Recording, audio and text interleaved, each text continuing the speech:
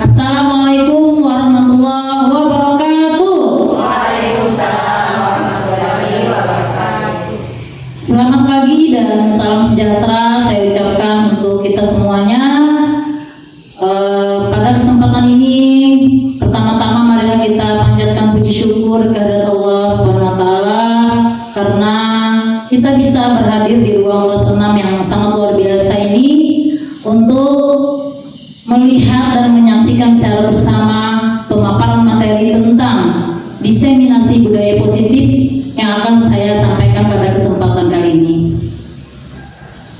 Saya ucapkan terima kasih pada seluruh Dewan Guru yang meluangkan waktu untuk bisa hadir pada kesempatan kali ini.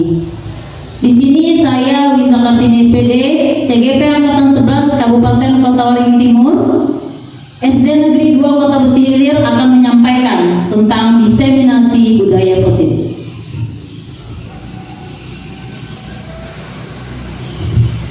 Di sini saya sengaja memasukkan foto kita semuanya agar budaya positif ini bisa dilaksanakan oleh semua dewan guru yang ada di sini. Ini adalah foto kita kemarin yang sangat luar biasa. Latar belakang di sini, sekolah merupakan institusi pembentukan karakter. Oleh karena itu, budaya positif perlu diciptakan agar dapat mendukung pembentukan karakter murid yang diharapkan. Budaya positif di sekolah ialah tentang nilai-nilai, keyakinan-keyakinan, dan kebiasaan-kebiasaan di sekolah yang berpihak pada murid, agar murid dapat berkembang menjadi pribadi yang kritis, penuh hormat, dan bertanggung jawab. Untuk membangun budaya positif, sekolah perlu menyediakan lingkungan yang positif, aman, dan nyaman agar murid-murid mau berpikir, bertindak, dan mencipta dengan merdeka, mandiri, dan bertanggung jawab. Salah satu strategi yang perlu ditinjau ulang adalah bentuk disiplin yang dijalankan selama ini di sekolah-sekolah kita. Nah, pada kesempatan ini di dalam modul 1.4 tentang budaya positif itu ada apa saja? Yang pertama, ada perubahan paradigma belajar, kemudian ada teori kontrol, ada disiplin positif, ada keyakinan kelas, kemudian kebutuhan dasar manusia dan dunia berkualitas, kemudian ada motivasi perilaku manusia, posisi kontrol manusia, dan yang terakhir adalah segitiga restitusi. Baik, bisa saya lanjutkan? Bisa ya Bu ya? Yang pertama yaitu tentang perubahan paradigma stimulus kepada respon teori kontrol. Di sini ada sebuah ilusi bahwa guru itu dapat mengontrol murid. Tapi kita lihat,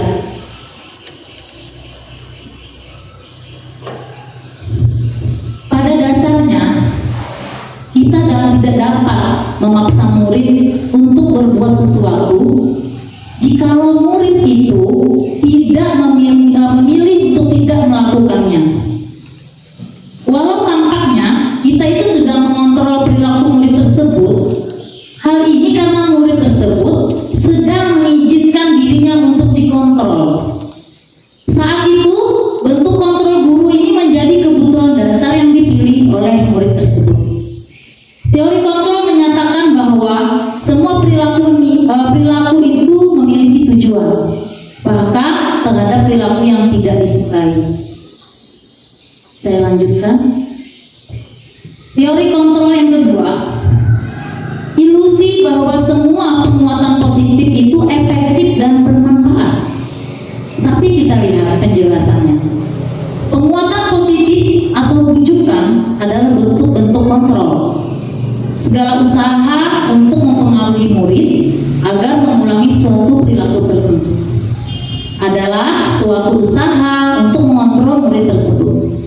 Dalam jangka waktu tertentu, kemungkinan murid tersebut akan menyadarinya dan mencoba untuk menolak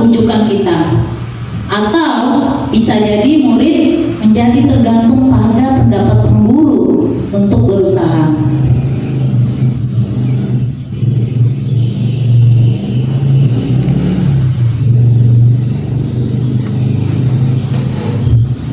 Kemudian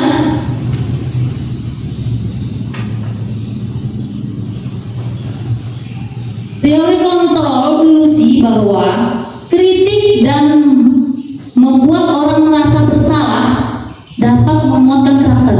Kita berpikir membuat murid atau anak itu membuat dirinya merasa bersalah itu dapat menguatkan karakter. Tapi kita lihat, menggunakan kritik dan rasa bersalah untuk mengontrol murid itu menuju pada identitas gagal. Mereka belajar untuk merasa buruk tentang diri mereka. Mereka mengembangkan dialog diri yang negatif.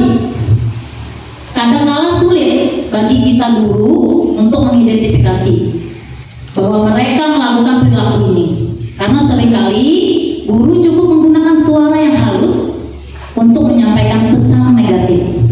Jadi kadang pesan negatif tapi dengan suara halus itu menurut guru sudah benar, ternyata itu salah.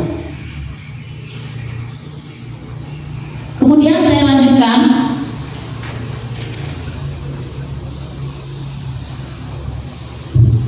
Teori kontrol ilusi bahwa orang dewasa itu mempunyai hak untuk memaksa. Nah, bagaimana ini? Banyak orang dewasa yang percaya bahwa mereka memiliki tanggung jawab untuk membuat murid-murid berbuat hal tertentu. Apapun yang dilakukan dapat diterima selama ada sebuah kemajuan berdasarkan sebuah pengukuran kinerja. Nah, pada saat itu pula orang dewasa akan menyadari bahwa perilaku memaksa itu tidak akan efektif untuk jangka waktu panjang dan sebuah hubungan permusuhan akan terbentuk.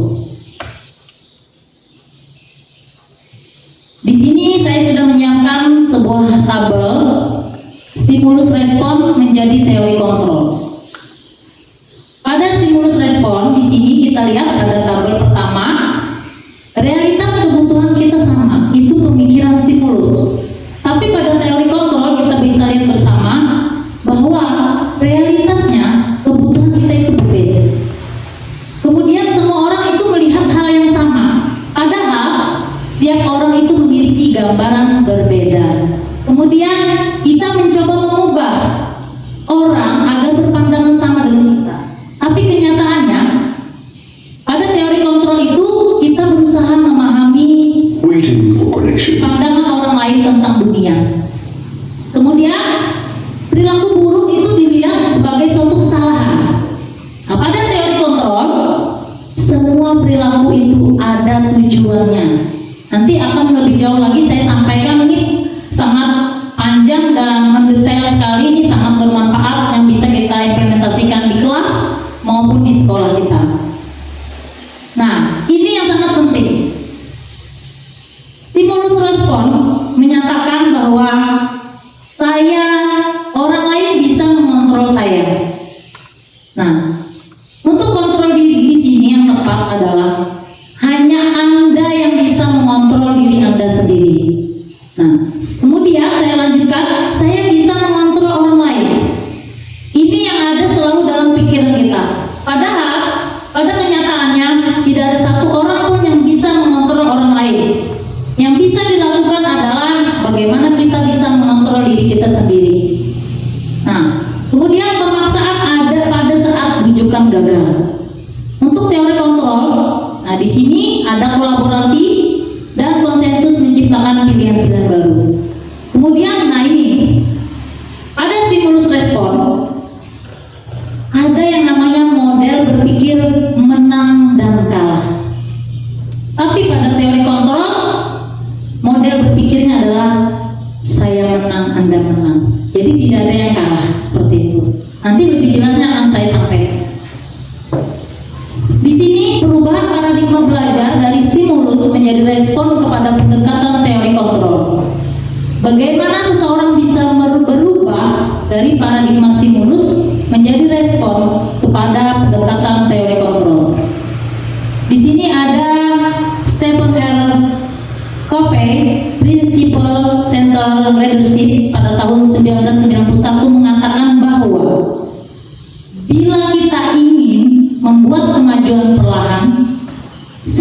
sedikit-sedikit ubahlah sikap atau perilaku Anda. Namun, bila kita ingin memperbaiki cara-cara utama kita, maka kita perlu mengubah kerangka acuan kita.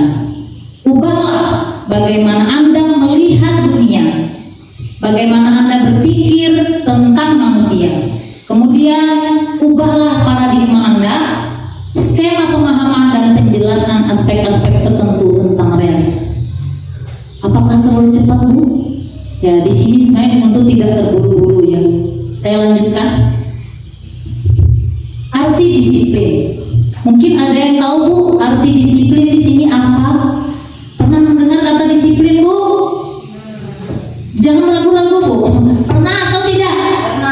Pernah, sangat pernah sekali, karena setiap hari kita bicara tentang disiplin. Baik, apa sih arti disiplin itu sebenarnya? Di sini kita akan bahas ya. Kata disiplin ini biasanya selalu dihubungkan dengan kata hukuman. Padahal sangat berbeda artinya disiplin dengan hukuman.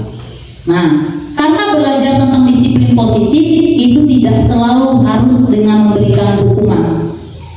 Justru hukuman itu sebenarnya tidak digunakan sama sekali terhadap murid kita. Kalau bisa ya, Bu ya, tidak ada hukuman. Tapi alhamdulillah di sekolah kita saya melihat tidak ada hukuman terhadap murid. Alhamdulillah. Nah, disiplin diri berarti mereka bisa bertanggung jawab terhadap apa yang dilakukannya, karena mereka mendasarkan tindakan pada nilai-nilai kebajikan universal. Baik, saya lanjutkan. Ki Hajar Dewantara. Siapa yang kenal dengan sosok beliau ini? Siapa beliau ini, Bu? Ada yang tahu? Yang keras, Bu? Iya, betul sekali. Bapak Ki Hajar Dewantara ini adalah bapak pahlawan pendidikan kita. Ki Hajar Dewantara menyatakan untuk menciptakan murid yang merdeka, syarat utamanya adalah ada disiplin yang kuat. Disiplin yang dimaksud di sini adalah disiplin diri yang memiliki motivasi internal, bukan eksternal. Jadi disiplin itu dari dalam, motivasinya dari dalam dirinya, bukan karena takut dengan gurunya, bukan karena dorongan orang tuanya, bukan karena ingin penghargaan dan lain-lain. Nanti kita akan bahas lebih jauh lagi. Nih, masih banyak ya slide-nya.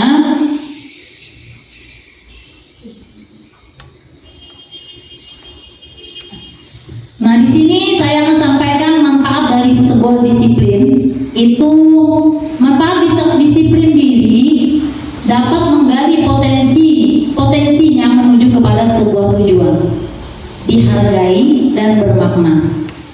Mempelajari bagaimana cara kita mengontrol diri, mempelajari bagaimana menguasai diri untuk memilih tindakan yang mengacu pada nilai-nilai yang kita hargai, bisa bertanggung jawab terhadap apa yang dilakukannya, karena mereka mendasarkan tindakan mereka pada nilai-nilai kebajikan universal.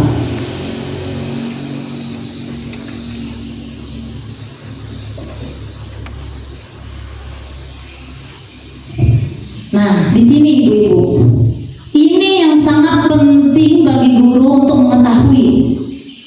Saya sering mendengar teman guru bertanya kepada saya, Bu, anak ini susah diatur, sukanya jalan-jalan, mengganggu temannya. Mengapa tindakan itu terjadi, perilaku itu terjadi ini? Karena ada motivasi perilaku manusia. Ada 3, ibu-ibu. Yang pertama, 3 perilaku manusia, motivasinya adalah 1, untuk menghindari hukuman, untuk menghindari ketidaknyamanan atau hukuman. Kedua, mendapatkan imbalan atau penghargaan dari orang lain. Yang ketiga, untuk menjadi orang yang mereka inginkan dan menghargai diri sendiri dengan nilai-nilai yang mereka percaya. Masih bingung, Bu? Gak usah bingung, ini saya jelaskan. Yang pertama, kita masuk. Motivasi yang pertama, perilaku manusia, yaitu menghindari ketidaknyamanan atau hukuman, atau murid kita ya. Perilaku ini biasanya adalah tingkat terendah dari motivasi perilaku manusia. Biasanya orang yang motivasi perilakunya untuk menghindari hukuman atau ketidaknyamanan akan bertanya, apa yang akan terjadi apabila saya tidak melakukannya? Sebenarnya mereka sedang menghindari permasalahan yang mungkin muncul dan berpengaruh pada mereka secara fisik, psikologis, maupun tidak terpenuhinya kebutuhan mereka bila mereka tidak melakukan tindakan tersebut. Itu untuk menghindari ketidaknyamanan atau hukuman. Yang kedua, untuk mendapatkan imbalan atau penghargaan dari orang lain. Motivasi kedua manusia bertindak atau berperilaku adalah ingin penghargaan. Kita lihat penjelasannya. Motivasi ini berada di satu tingkat di atas dari motivasi pertama. Di sini orang berperilaku untuk mendapatkan imbalan atau penghargaan dari orang lain. Orang dengan motivasi ini akan bertanya, apa yang akan saya dapatkan apabila saya melakukan ini? Mereka melakukan sebuah tindakan untuk mendapat pujian. Sering melihat anak-anak bertindak ingin mendapatkan pujian. Ya, ini adalah motivasi dari dalam diri murid. Ya, yang menurut mereka sangat penting dipuji itu. Nah, nanti kita akan bahas selanjutnya. Dan mereka letakkan dalam dunia berkualitas mereka. Mereka juga melakukan sesuatu untuk mendapatkan hadiah, pengakuan, dan imbalan. Nanti ibu-ibu pikirkan, setiap perilaku murid itu masuk ke mana motivasi mereka berperilaku itu, ya. Kemudian yang ketiga, nah ini ibu-ibu. Yang ketiga, motivasi yang ketiga perilaku manusia menjadi orang yang mereka inginkan dan menghargai diri sendiri dengan nilai yang mereka percaya. Orang dengan motivasi ini akan bertanya, akan menjadi orang seperti apa bila saya melakukannya? Mereka melakukan sesuatu karena nilai-nilai yang mereka yakini dan hargai. Dan mereka melakukannya karena mereka ingin menjadi orang yang melakukan nilai-nilai yang mereka yakini tersebut. Nah, ini merupakan motivasi yang akan membuat seseorang memiliki disiplin positif. Karena motivasinya berperilaku bersifat internal atau dari dalam dirinya sendiri, bukan karena faktor eksternal atau dorongan dari orang lain. Contohnya, dorongan dari guru. Mungkin saja dia akan berperilaku positif, tetapi hanya dalam jangka waktu tertentu saja, tidak dalam jangka waktu panjang. Nah, kita lanjutkan.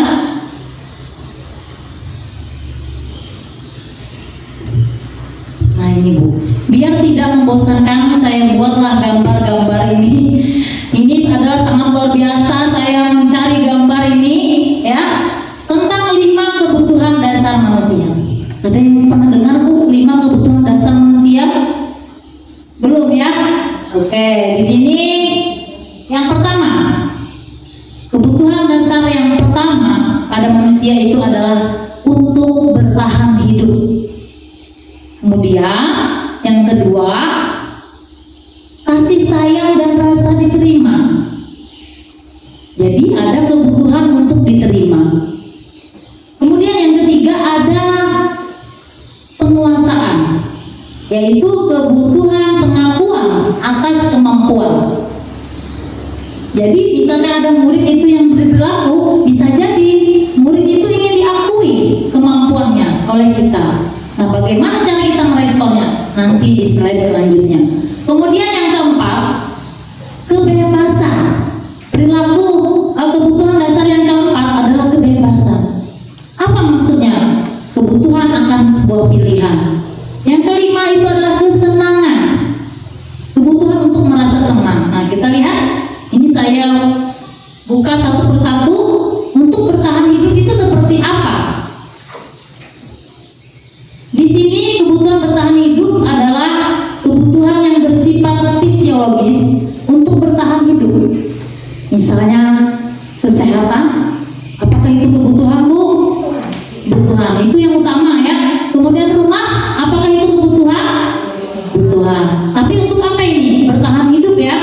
ya. Dan makan maksudnya.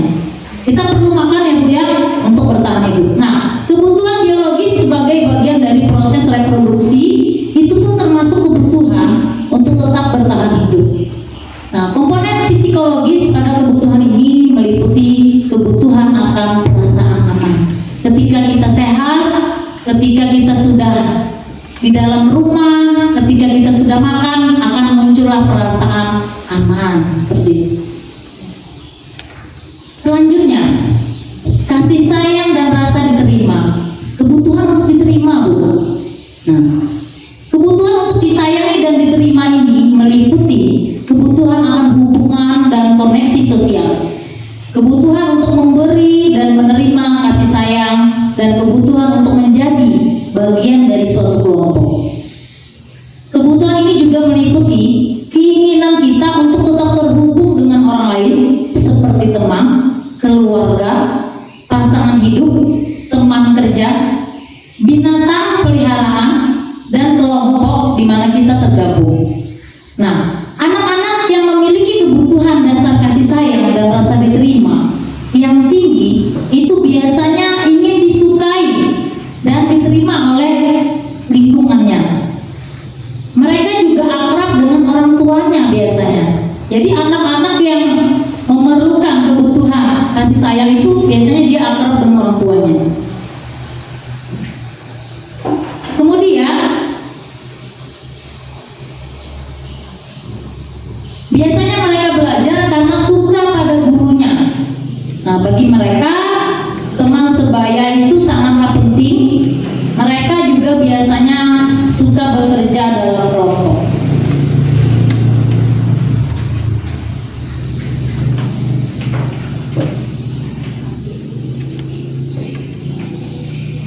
Kemudian kebutuhan dasar manusia yang ketiga yaitu penguasaan. Penguasaan ini adalah kebutuhan pengakuan atas kemampuan. Kebutuhan ini berhubungan dengan kekuatan untuk mencapai sesuatu, menjadi kompeten, menjadi terampil, diakui atas prestasi dan keterampilan kita, didengarkan dan memiliki rasa harga diri. Kebutuhan ini meliputi keinginan untuk dianggap berharga, bisa membuat perbedaan, bisa membuat pencapaian, kompeten, diakui, dihormati, dan keinginan untuk meninggalkan pengaruh. Nah, anak-anak yang memiliki kebutuhan dasar akan penguasaan ini biasanya selalu ingin jadi pemimpin. Ibu-ibu pernah melihat anak ingin menjadi ketua kelas atau dia ingin menjadi pemimpin barisan? Nah, anak ini memiliki kebutuhan dasar penguasaan. Nah, mereka juga suka mengamati sebelum mencoba hal baru dan merasa kecewa, Bu, bila melakukan sebuah kesalahan. Murid atau anak yang memiliki penguasaan, dia akan sangat kecewa bila dia melakukan sebuah kesalahan. Nah, tetapi anak ini biasanya rapi dan sistematik dan selalu ingin mencapai yang terbaik. Ini adalah kebutuhan dasar penguasaan. Kemudian kebebasan. Kebebasan adalah kebutuhan akan pilihan. Kebutuhan untuk bebas adalah kebutuhan akan kemandirian, otonomi. Mereka memiliki pilihan dan mampu mengendalikan arah hidup seseorang. Nah, anak-anak dengan kebutuhan kebebasan yang tinggi menginginkan pilihan. Mereka perlu banyak bergerak. Nah, seperti Ibu Suryana sering bilang, ada anak yang tidak bisa diam. Ternyata kebutuhan hidup anak ini adalah kebebasan. Perlu bergerak, ya, suka mencoba-coba. Dia tapi anak ini tidak terpengaruh oleh orang lain dan senang mencoba hal baru dan menarik.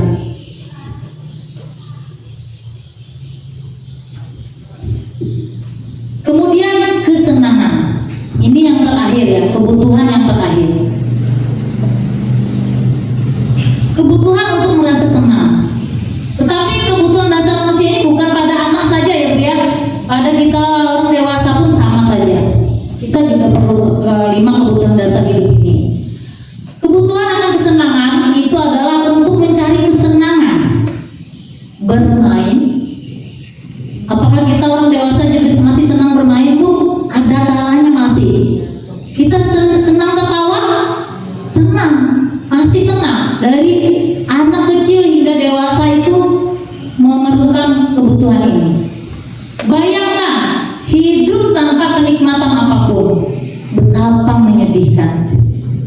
Jadi kita tidak boleh sedih, selalu harus senang.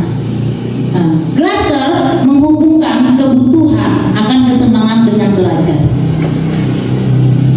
Semua hewan dengan tingkat intelijensi tinggi seperti anjing, lumba-lumba, primata dan lain-lain itu bermain. Mereka bermain sehingga mereka memiliki intelijensi yang tinggi. Nah, saat mereka bermain, mereka mempelajari keterampilan hidup yang penting. Manusia tidak berbeda, sama saja.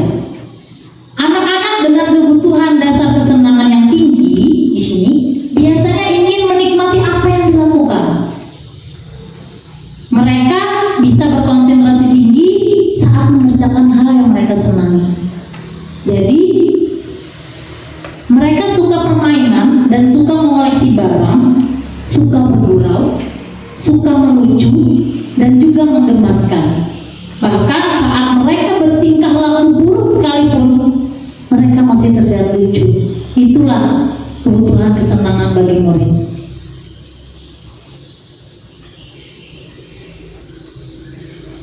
Sekarang kita masuk pada slide selanjutnya, yaitu tentang restitusi dan 5 posisi kontrol. Ada yang pernah dengar, Bu, restitusi? Siapa yang pernah mendengar kata ini? Silakan, Bu. Ada tidak? Di platform Merdeka Mengajar, di aksi nyata itu ada ini. Pernah dengar atau lewat gitu? Pernah ya? Restitusi. Ada yang tahu artinya? Atau mengira-ngira? Nggak ada ya, Bu ya? Ada? Wipin? Apa, Bu? Belum pernah mendalaminya ya, tapi tentunya pernah melihat. Baik, kita lihat. Bu, slide materi ini sangat penting. Kita lihat 5 posisi kontrol guru dalam penerapan disiplin. Pertama, ada apa di situ, Bu? Posisi penghukum. 5 posisi guru. Ada posisi pembuat merasa bersalah, ada posisi guru, posisi teman, dan ada posisi pemantau, terakhir posisi manajer. Sekarang sebelum saya masuk ke materinya, saya ingin bertanya dulu. Siapa di antara guru-guru di sini yang berada di posisi penghukum? Silakan angkat tangan, Bu. Tidak ada? Alhamdulillah. Kemudian posisi membuat murid merasa bersalah. Siapa pernah melakukan itu? Silakan, Bu. Tidak ada? Tidak pernah. Oke. Siapa yang pernah memposisikan dirinya menjadi posisi teman bagi murid? Silakan angkat tangan, Bu. Ada? Mungkin Ibu tidak tahu posisi teman itu seperti apa, posisi pembuat merasa bersalah itu seperti apa. Nanti kita akan bahas. Kemudian posisi pemantau. Pemantau itu memantau gitu ya, mungkin ya, Bu ya. Padahal tidak, nanti kita bahas. Dan posisi terakhir adalah posisi manajer. Kalau kita melihat kata manajer ini posisi tertinggi biasanya, Bu ya. Nanti kita lihat. Dari yang pertama dulu, posisi penghukum. Apa sih ini? Posisi guru seperti apa? Kita lihat. Dan Ibu pahami di mana letak posisi Ibu masing-masing. Ya, kalau saya sudah paham, Bu, posisi saya selama 14 tahun mengajar itu ternyata kurang tepat. Saya berada di posisi yang salah. Nah, Ibu resapi materi ini di mana posisi Ibu berada, ya. Nah, seorang penghukum itu bisa menggunakan hukuman fisik maupun verbal, maupun ucapan, ya, Bu ya. Orang-orang yang menjalankan posisi penghukum senantiasa mengatakan bahwa sekolah memerlukan sistem atau alat yang dapat lebih menekan murid-murid lebih dalam lagi. Guru-guru yang menerapkan posisi penghukum akan berkata, nah, pernah nggak Ibu berkata ini? Coba kita lihat, ya. Patuhi aturan saya, atau awas. Nah, ini kalimat yang biasanya. Kamu selalu saja salah. Itu penghukum secara verbal. Selalu, pasti selalu kamu yang terakhir selesai.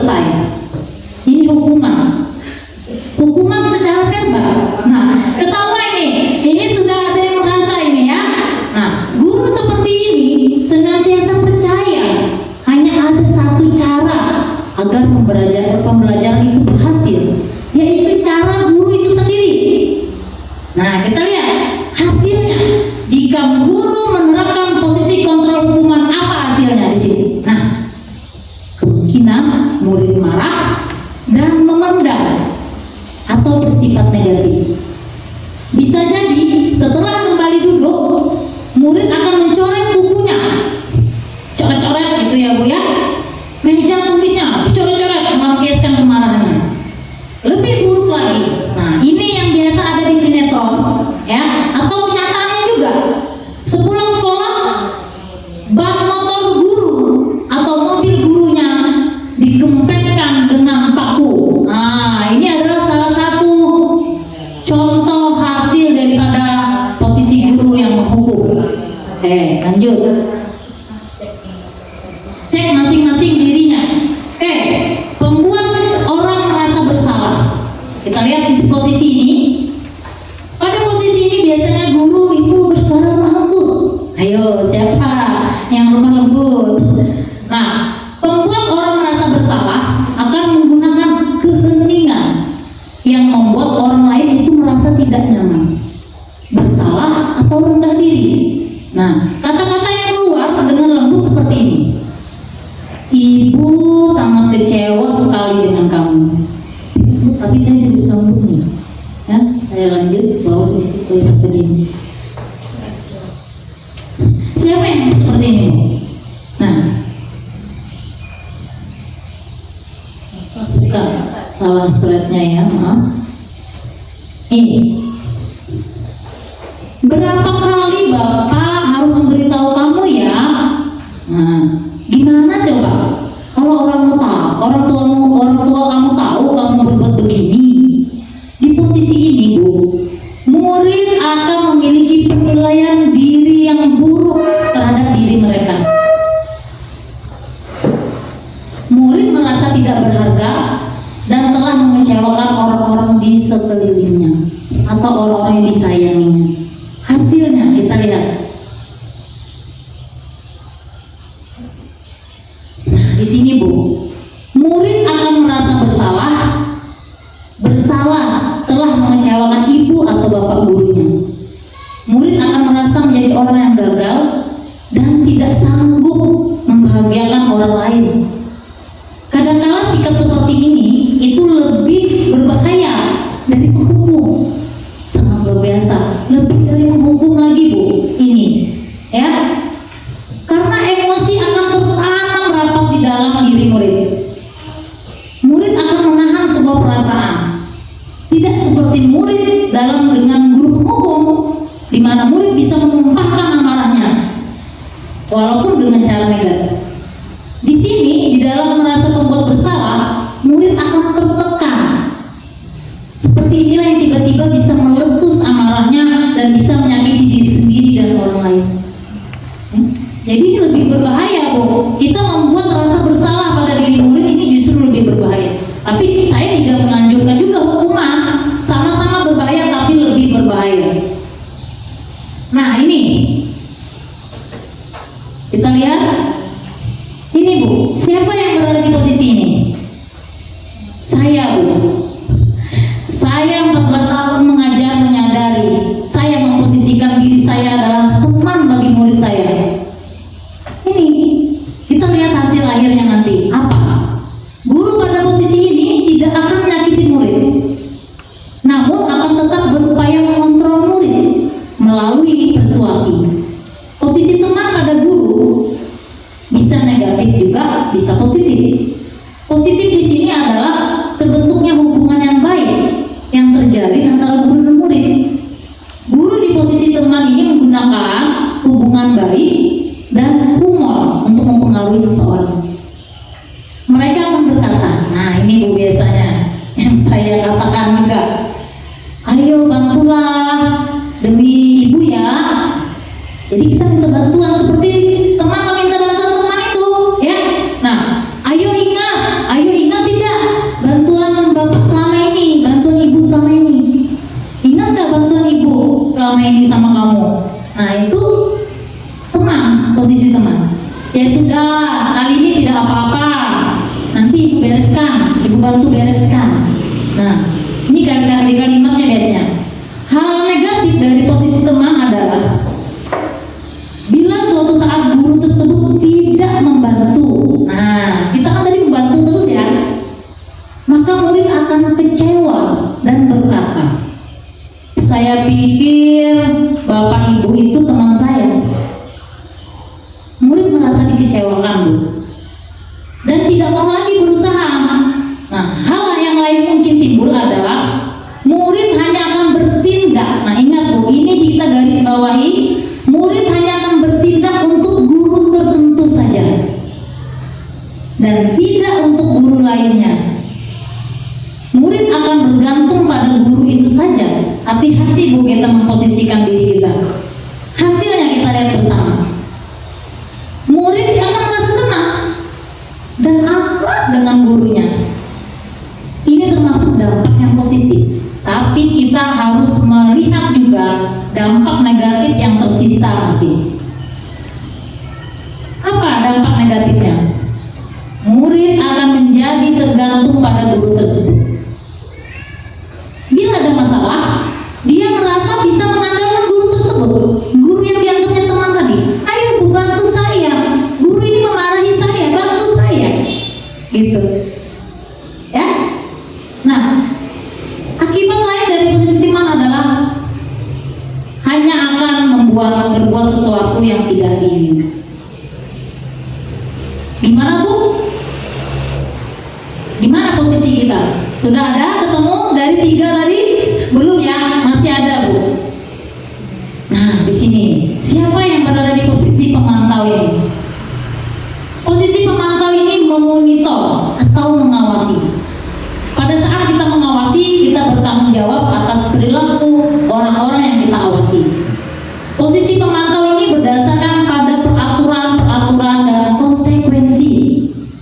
Pernah dengar konsekuensi Bu? Jika kamu ini, maka kamu harus ini. Itu konsekuensi biasanya. Dengan menggunakan sanksi atau konsekuensi, kita dapat memisahkan hubungan pribadi kita dengan murid. Sebagai seorang yang menjalankan posisi pemantau, pertanyaan yang diajukan seorang pemantau biasanya seperti ini. Peraturannya apa? Apa yang telah kamu lakukan? Sanksi atau konsekuensinya apa? Seorang pemantau ini biasanya mengandalkan perhitungan, catatan, dan yang dapat digunakan sebagai bukti atas perilaku seseorang. Nah, posisi ini akan menggunakan stiker, slip catatan, daftar, dan lain-lain. Posisi monitor sendiri berawal dari teori stimulus tadi, yang menunjukkan tanggung jawab guru dalam mengontrol murid. Ingat satu Bu, guru tidak akan bisa mengontrol murid. Ya, seperti itu. Mengontrol orang lain tidak bisa, tapi bagaimana mengontrol diri kita. Nah, hasilnya kalau guru berada di posisi ini apa Bu? Murid memahami konsekuensi yang harus dijalankan karena telah melanggar salah satu peraturan sekolah. Guru tidak menunjukkan emosi yang berlebihan, menjadi marah atau membuat merasa bersalah, itu tidak. Murid tetap dibuat nyaman. Murid itu nyaman saja, tidak takut, tidak marah. Nah, dengan harus tinggal kelas biasanya. Siapa ini pernah? Saya pernah Bu. Jujur saja, kita akui, saya pernah meninggal murid yang tidak selesai tugasnya di dalam kelas. Temannya keluar istirahat, dia tetap berada dalam kelas. Ini adalah bentuk konsekuensi biasanya. Ya, bukan hukuman. Kalau hukuman itu Bu, lari lapangan 10 kali itu hukuman. Kalau konsekuensi, karena kamu tidak selesai, kamu tinggal di kelas, selesaikan. Itu konsekuensi namanya. Nah, apa efek ini? Guru tetap harus memantau murid pada saat mengerjakan tugas di jam istirahat, karena murid tidak bisa tinggal seorang diri. Ini adalah guru pemantau. Ya, jadi ada hasil yang tidak baik juga. Ini Bu, posisi manajer. Kita perhatikan, manajer ini adalah biasanya tidak lepas dari tingkatan yang tinggi ya Bu ya, jabatan tinggi. Nah, ini posisi mentor di mana guru berbuat sesuatu bersama murid, dilakukan bersama murid Bu, ya, mempersilahkan murid mempertanggungjawabkan perilakunya, mendukung murid agar dapat menemukan solusi atas permasalahannya sendiri. Seorang manajer ini telah memiliki keterampilan di posisi teman maupun pemantau. Saya tidak bilang posisi yang sebelumnya itu tidak bisa digunakan, bisa, tetapi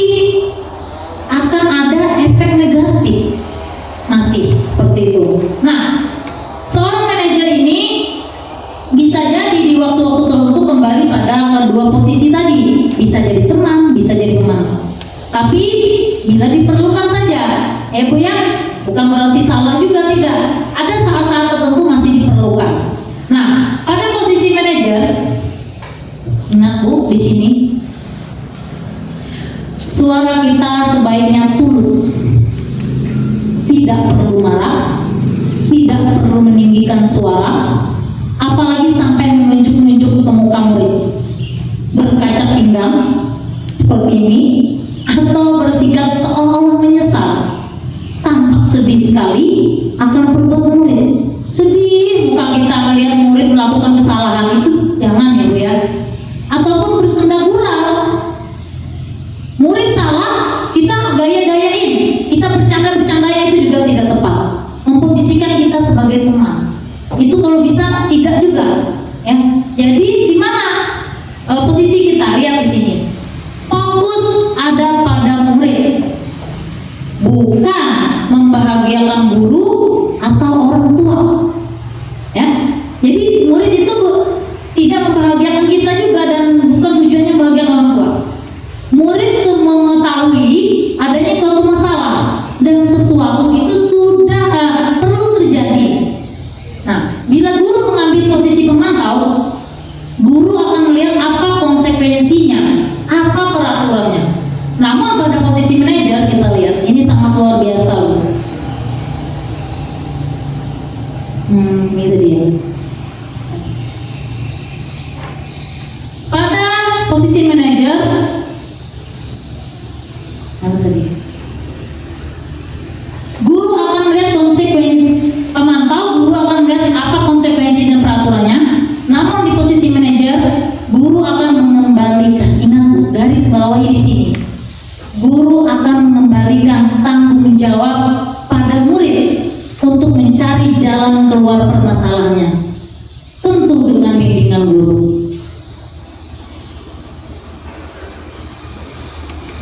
Baik, akan saya lanjutkan. Hukuman, konsekuensi, dan restitusi, apa perbedaannya? Kita lihat. Dalam menjalankan peraturan atau keyakinan kelas atau sekolah, bila mana ada suatu pelanggaran, tentu harus sesuatu terjadi. Untuk itu kita perlu meninjau ulang tindakan penegakan peraturan atau keyakinan kelas atau sekolah kita selama ini. Tindakan terhadap suatu pelanggaran pada umumnya biasanya ya Bu ya berupa hukuman atau konsekuensi. Dalam hal ini diperkenalkan program disiplin positif yang dinamakan restitusi. Apa itu restitusi Bu? Kita lihat di sini. Restitusi itu adalah proses menciptakan kondisi bagi murid untuk memperbaiki kesalahan mereka, sehingga mereka bisa kembali pada kelompok mereka dengan karakter yang lebih kuat. Restitusi juga merupakan proses kolaboratif. Apa Bu kolaboratif Bu? Siapa yang tahu ini? Pernah dengar kolaboratif Bu? Kolaborasi apa Bu? Saling bekerja sama. Betul, saling bekerja sama. Di sini restitusi itu dilakukan secara bersama antara guru dan murid, bukan hanya murid saja yang melakukannya. Kita lihat, yang mengajarkan murid untuk mencari solusi untuk masalah, membantu murid berpikir tentang orang seperti apa yang mereka inginkan dan bagaimana mereka harus memperlakukan orang lain. Di sini kita lihat, ini saya tampilkan tabel. Kelihatan nggak Bu ini? Tapi saya bantu baca aja ya. Di sini ada motivasi eksternal dan motivasi intrinsik.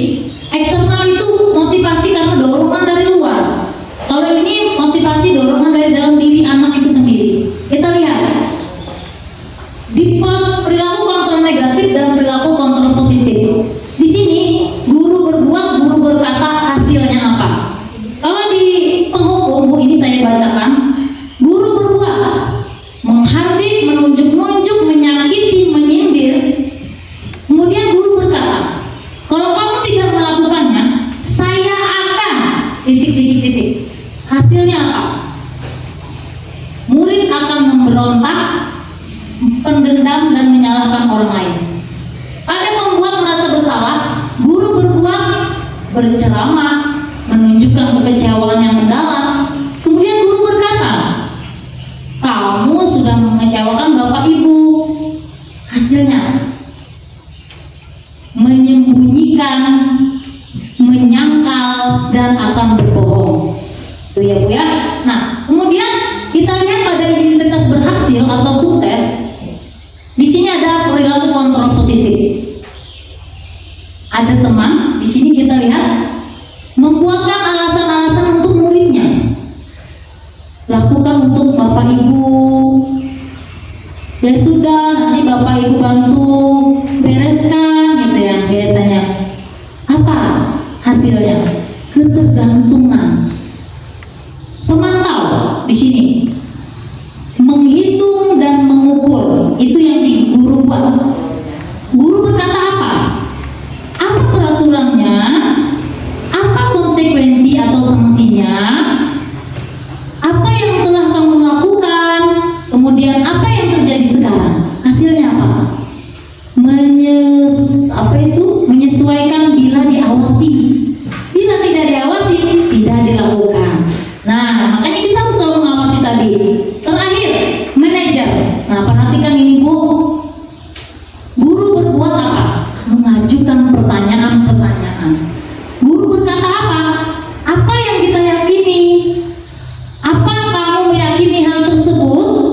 Kalau kamu meyakininya, maukah kamu memperbaikinya? Kemudian, kalau kamu memperbaikinya, jadi kira-kira hal tersebut akan menggambarkan apa tentang dirimu? Apa hasilnya Bu? Menguatkan karakter di sini. Baik. Keyakinan kelas. Pernah dengar ini Bu? Di kelas Ibu keyakinan apa kesepakatan? Iya, kesepakatan kelas. Kesepakatan kelas atau keyakinan kelas. Mengapa harus keyakinan kelas? Mengapa bukan peraturan kelas saja? Kita kan sering dengar ya Bu, aturan kelas, peraturan sekolah gitu ya. Nah ini penjelasannya. Pertanyaan berikut adalah mengapa kita memiliki peraturan tentang penggunaan helm pada saat mengendarai kendaraan roda 2? Kemungkinan jawabannya apa Bu? Apa Bu? Menjaga keselamatan. Kemudian pertanyaan berikut adalah mengapa kita memiliki peraturan tentang penggunaan masker dan mencuci tangan? Mungkin jawabannya adalah untuk kesehatan juga atau keselamatan.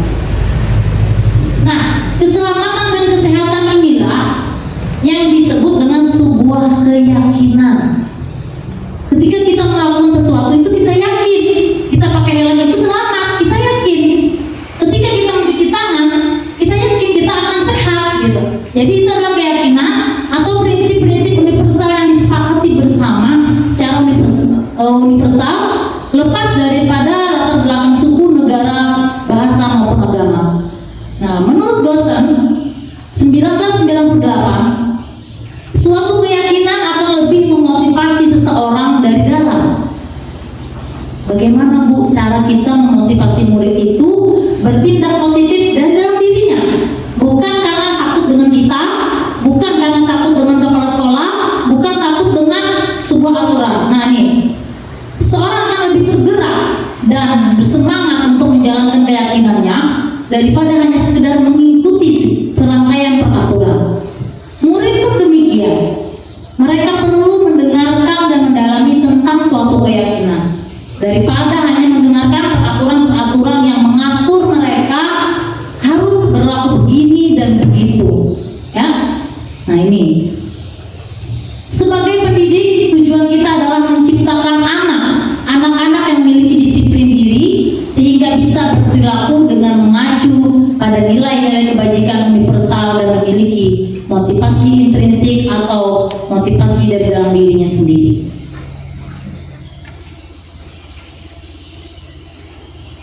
Nah, di sini sebagai pendidik tujuan kita adalah menciptakan anak yang memiliki disiplin diri sehingga bisa berperilaku dengan mengacu pada nilai kebajikan universal dan memiliki motivasi intrinsik.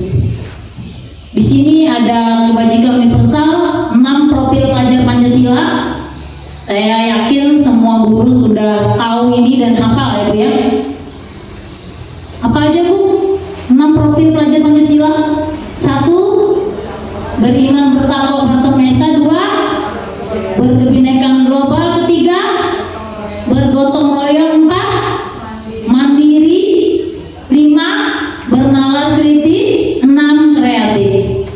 Jadi 6 profil pelajar Pancasila inilah yang diharapkan oleh kita sebagai guru, murid memiliki kebajikan universal yang termotivasi dari dalam dirinya sendiri. Nah, bagaimana Bu membentuk keyakinan kelas? Nah, ini apa bedanya dengan peraturan kelas? Kita lihat. Keyakinan kelas ini bersifat lebih abstrak daripada peraturan yang lebih rinci dan konkret. Keyakinan kelas berupa pernyataan-pernyataan universal. Pernyataan keyakinan kelas senantiasa dibuat dalam bentuk positif. Keyakinan kelas hendaknya tidak terlalu banyak dan tidak terlalu panjang kalimatnya, sehingga mudah diingat dan dipahami oleh semua warga kelas. Nanti ada contohnya, Bu. Keyakinan kelas sebaiknya sesuatu yang dapat diterapkan di lingkungan tersebut.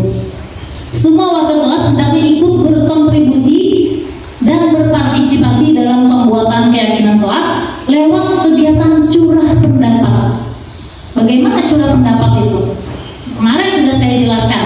Tanyakan pada murid, kelas seperti apa yang mereka inginkan, kelas seperti apa yang mereka impikan. Itu sudah termasuk dalam curah pendapat. Harusnya kelas kita ini seperti apa? Itu sudah curah pendapat. Nah, ini Bu, contoh keyakinan kelas. Datang tepat waktu, bertanggung jawab, berdoa sebelum belajar, saling menghormati, kolaborasi atau kerjasama. Bisa murid itu kurang paham kolaborasi, yang kerjasama saja. Peduli dan empati. Singkat ya Bu ya, singkat, padat dan jelas. Contohnya biasanya kalau di peraturan, apa Bu kalimat ini? Biasanya datang tepat waktu itu kalau peraturan apa?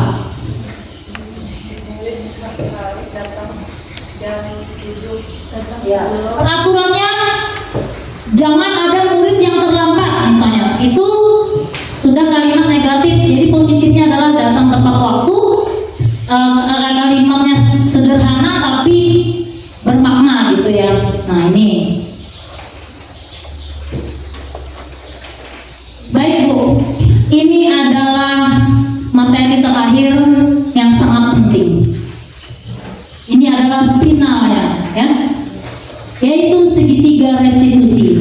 Siapa yang pernah dengar ini Bu? Ada ini di PMM juga ada. Pernah dengar ya Bu ya? Baik, apa sih segitiga restitusi ini? Di sini ada sebuah segitiga Bu, saya jelaskan. Dari sini Bu, maaf.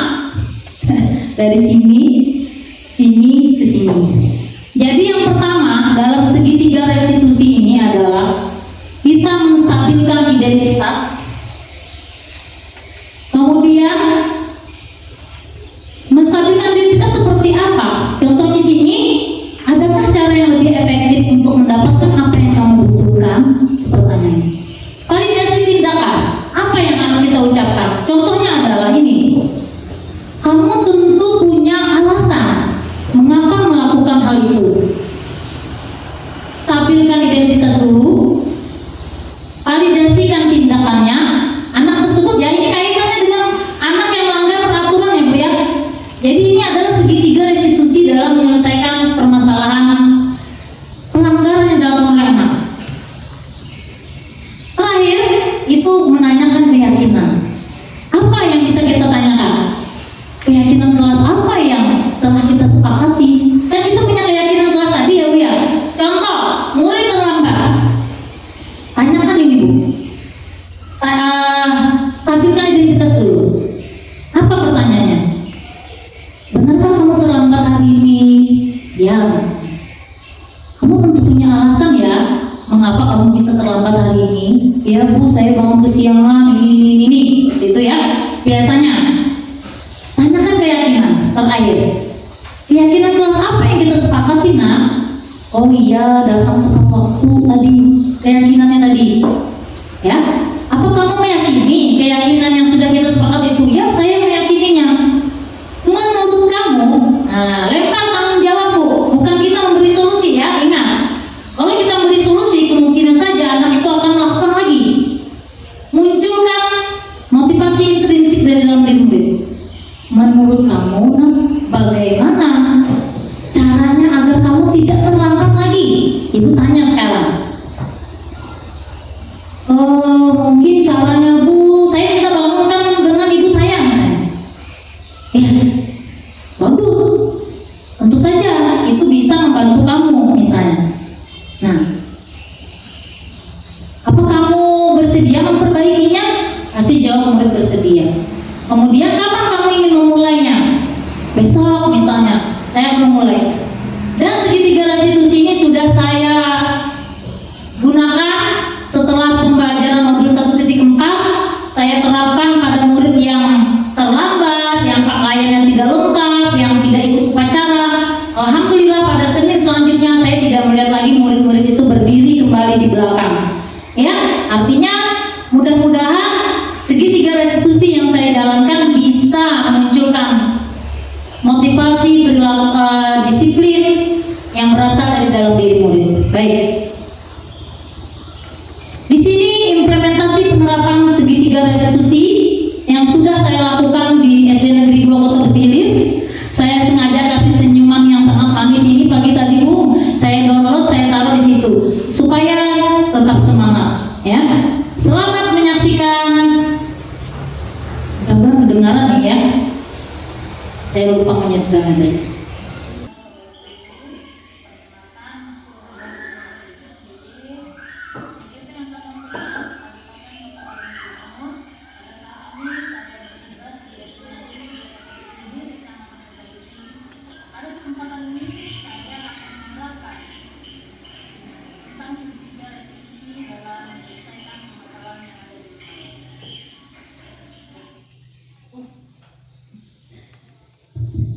Tadi adalah awalannya ya Bu. Nah ini adalah video segitiga restitusi dalam saya menyelesaikan tugas demonstrasi kontekstual pada modul 1.4 dalam menyelesaikan permasalahan pada murid di sekolah. Ini yang pertama adalah kasusnya adalah anak ini datang terlambat ke sekolah. Bagaimana cara saya menyelesaikannya?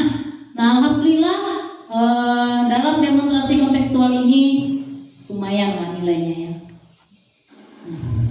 Kita saksikan. Selamat pagi Bapak. Bagaimana kabarnya hari ini? Baik. Tadi pagi Ibu dengar dari Ibu Tiket, kamu tidak mengikuti upacara bendera. Betul? Ya Bu, saya tidak mengikuti upacara bendera pada hari ini karena saya memakai sama sekolah. Memangnya kamu bangun hari ini jam berapa? Saya bangun jam 6 Bu. Berarti kamu tidak melaksanakan sholat subuh ya tadi? Padahal kan itu adalah sebuah kewajiban bagi umat muslim. Sehingga kalau kamu melaksanakannya, mungkin saja kamu tidak akan terlambat datang ke sekolah. Nah, berbuat salah itu tidak apa-apa. Tapi tentu kamu punya alasan kan mengapa hal tersebut terjadi? Ya Bu, saya mengerjakan dengan ibu pada hari malam. Kalau menurut Salsa, keyakinan yang mana yang perlu Salsa tingkatkan? Menghargai diri sendiri dan orang lain Bu. Setuju. Apakah kamu meyakini prinsip saling menghargai tersebut, Salsa? Ya Bu, saya mengerjakan. Apakah Salsa siap memperbaiki permasalahan keterlambatan ini? Ya Bu, saya siap. Menurut Salsa, bagaimana ya cara mengatasi masalah keterlambatan ini? Saya akan membawa alarm dan meminta orang tua saya melakukan hal itu. Bagus. Mulai kapan ya Salsa akan mulai melakukan hal ini? Mulai besok Bu. Baik, terima kasih Salsa atas kerjasamanya. Semoga lain waktu kamu tidak terlambat lagi ya. Silakan kamu sekarang boleh kembali ke kelas untuk mengikuti pembelajaran kita. Terima kasih.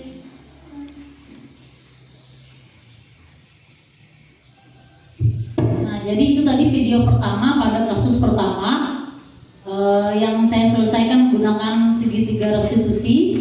Ya, jadi menanyakan keyakinan yang terakhir itu sangat penting. Kemudian ada video yang kedua ya Bu ya.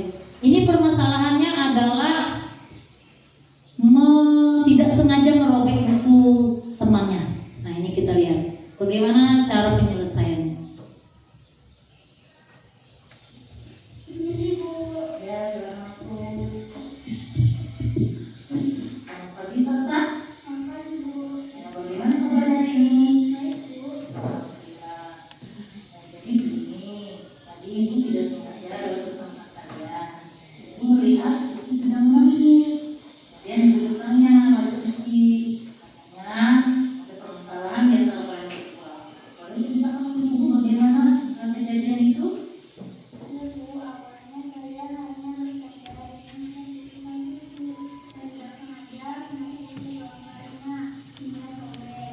Oh, begitu ceritanya. Tidak apa-apa sih, semua orang itu pasti pernah melakukan kesalahan ya. Tetapi tentu kamu punya alasan kan mengapa melakukan hal tersebut?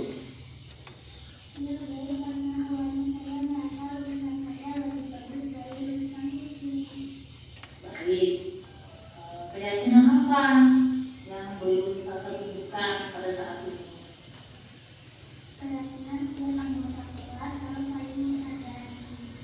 Apakah kamu meyakini keyakinan tersebut?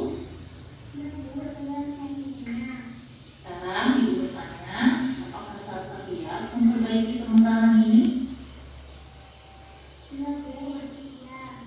Menurut Salsa, bagaimana cara Salsa menyelesaikan permasalahan ini?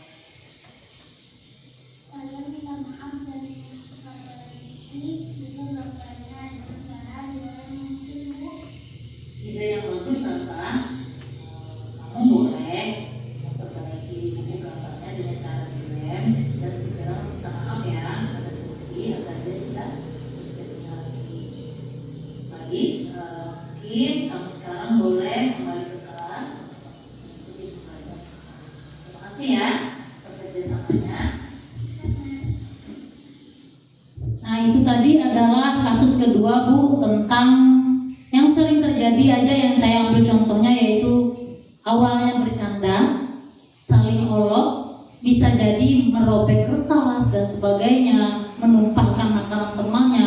Tanyakan keyakinan di kelas yang mana yang sudah disepakati, apakah dia meyakininya. Tanyakan juga kesediaan murid, apakah dia bersedia memperbaiki kesalahannya. Dan yang tidak kalah penting Bu, tanyakan solusi cara dia memperbaiki kesalahannya. Munculkan motivasi intrinsik dari dalam diri murid. Ya Bu ya. Nah ini adalah refleksi murid setelah melakukan praktek segitiga restitusi.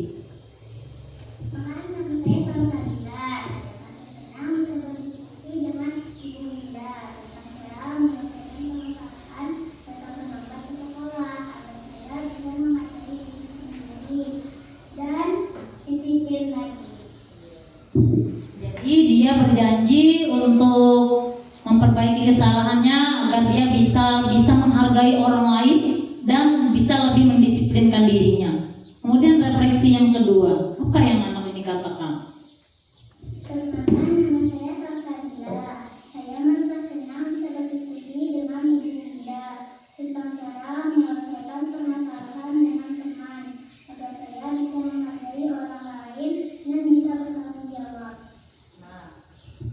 Pada refleksi kedua, murid meyakini bahwa dia meyakini kebajikan universal tentang tanggung jawab dan menghargai orang lain. Mungkin itu adalah paparan materi dari saya. Saya ucapkan terima kasih atas perhatian Ibu guru semuanya. Mungkin setelah pemaparan materi ini ada yang ingin bertanya, saya persilahkan. Siapa Bu? Ya mungkin Ibu yang di depan dulu ya. Silakan Bu Fitriana. Assalamualaikum warahmatullahi wabarakatuh. Perkenalkan saya Fitriana, guru wali kelas 1. Yang ingin saya tanyakan, apa tujuan dari penerapan segitiga restitusi dalam penyelesaian permasalahan siswa. Itu saja Bu, terima kasih. Baik, terima kasih atas pertanyaan Ibu Fitriana. Pertanyaan yang sangat bagus sekali. Mungkin dari tadi Ibu tertarik melihat tentang segitiga restitusi dalam penyelesaian masalah. Tujuannya tidak lain Bu adalah untuk mengubah identitas anak dari orang yang gagal itu karena melakukan sebuah kesalahan sehingga menjadi orang yang sukses. Jadi intinya adalah segitiga restitusi ini bagaimana cara guru memunculkan motivasi secara intrinsik dari dalam murid agar dia melakukan sebuah perilaku positif itu memang dari dorongan dari dalam dirinya, bukan karena faktor eksternal atau dorongan dari orang lain. Mungkin ada lagi Bu, satu pertanyaan lagi, silakan. Oh ya, silakan Bu Yani, silakan ke depan aja Bu.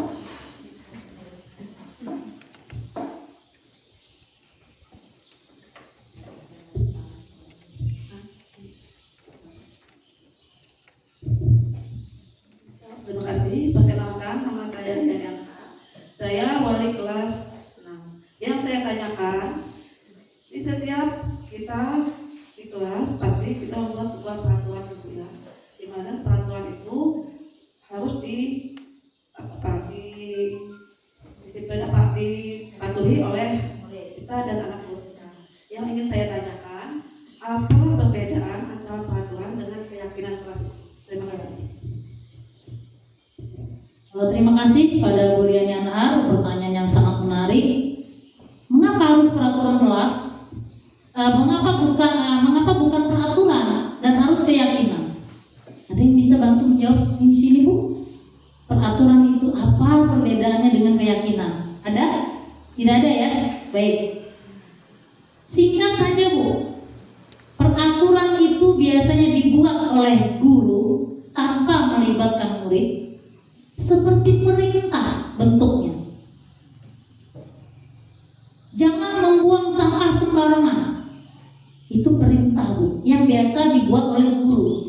Kalau keyakinan kelas itu adalah kesepakatan yang dibuat bersama, yang diyakini bersama, dijalankan bersama, dan berupa kalimat-kalimat positif sederhana, sehingga bisa membuat murid itu meyakini dari dalam dirinya secara intrinsik, bisa meyakininya secara dorongan dari dalam dirinya, bukan dari orang lain. Mungkin itu Bu jawaban dari saya. Jika tidak ada lagi pertanyaan, mungkin saya cukupkan sampai di sini pemaparan materi saya tentang disiplin tentang diseminasi budaya positif. Semoga materi yang saya sampaikan ini bermanfaat dan bisa diimplementasikan di kelas atau di sekolah kita. Terima kasih. Wassalamualaikum warahmatullahi wabarakatuh. Saya wali dari kelas 5 SDN 2 Kota Besi Hilir.